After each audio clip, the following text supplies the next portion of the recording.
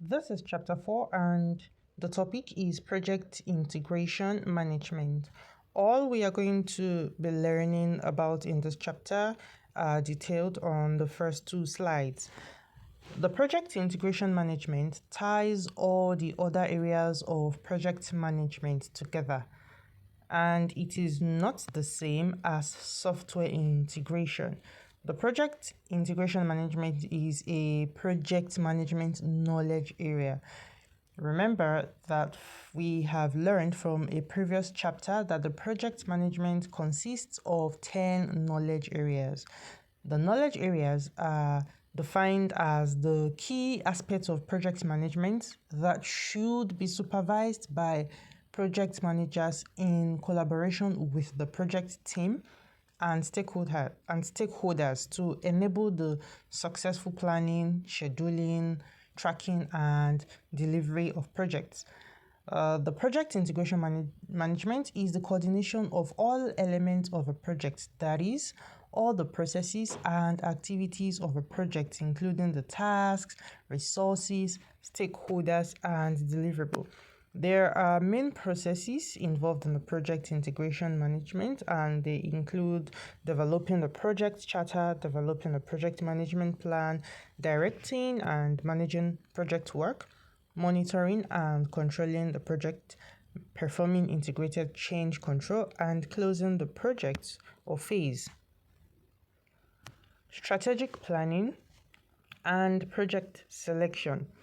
The strategic planning involves determining long-term objectives, and this is done by analyzing the strengths and weaknesses of an organization, studying the opportunities and the threats, predicting the future trends, and projecting the need for new products and services.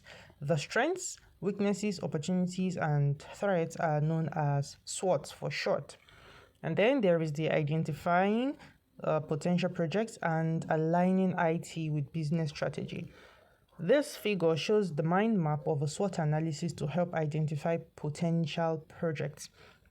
As you can see, the weaknesses are listed. There are threats there. The strengths are identified as well. And then the opportunities are also listed. So this is an example of what a SWOT analysis looks like. And then there is the strategic planning and project selection. This figure shows the planning process for selecting IT projects. There are the planning stages and the activities that are carried out during these planning stages produce results. As you can see, the arrows on point to the results on the right. It is a good practice for companies to take advantage of technology and globalization so that they can have a competitive edge over other companies. Now, there are methods for selecting projects, which involves focusing on broad organizational needs. Now, the projects that addresses these organizational needs are more likely to be successful. And there are important criteria for selecting projects, which includes the need for the project, the funding of the project, and the will to carry out the project. And then another method for selecting projects is the categorizing of IT projects, performing financial analysis. This is an important consideration when it comes to selecting projects. And then the primary method for determining the projected financial value of project includes the net present value analysis, the return on investment, and the payback analysis. Now, this method is shown on this figure. You can see the benefits, cost, cash flow, and the net present value for two different projects over a number of 5 years.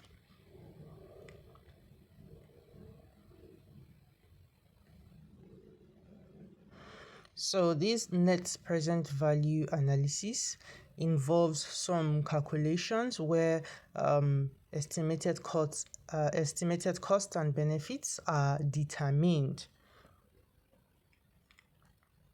And then there are some important considerations when this net present value analysis is being carried out. And then the return on investment also has calculations to be done to determine that. So every organization has a required rate of return of investment. That is, they have minimum acceptable rates of return on investment for projects. And then the payback analysis. The payback period is the amount of time that it will take to recoup. That is, the amount of time it will take to recover the amount that was invested in that project. Okay, it recoups in the form of the net cash inflows. That is the money that was gained, the cash that was gained, and the money that was invested in the projects, like I just mentioned. So this is a chart that shows the payback analysis. And then there is using a weighted scoring model. So these provides a systematic process for selecting projects based on many criteria. So how this works is that criteria that is important. So the project selection process is identified, and then weights in the form of percentage are assigned to each criteria, and it adds up to 100%. And then scores are also assigned to each criteria for each project, and then the scores are multiplied by the weight. So this is a figure that shows a sample of a weighted scoring model for project selection. As you can see, from number 2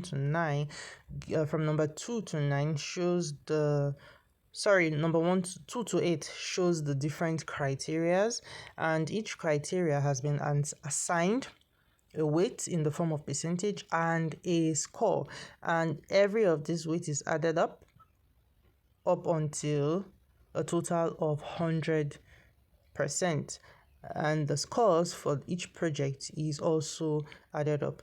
And then you can see that these totals are represented on a chart. As you can see below, it shows the weighted score by project. So the project 1 till project 4 is represented on this chart. Implementing a balanced scorecard. So this approach was developed to help select and manage projects that align with business strategy. And then after a project has been decided, after deciding what projects to work on, it is very important to let the rest of the organization know. And this is achieved by the initiation of a project charter. We talked about the project charter in a previous lesson, the previous chapter.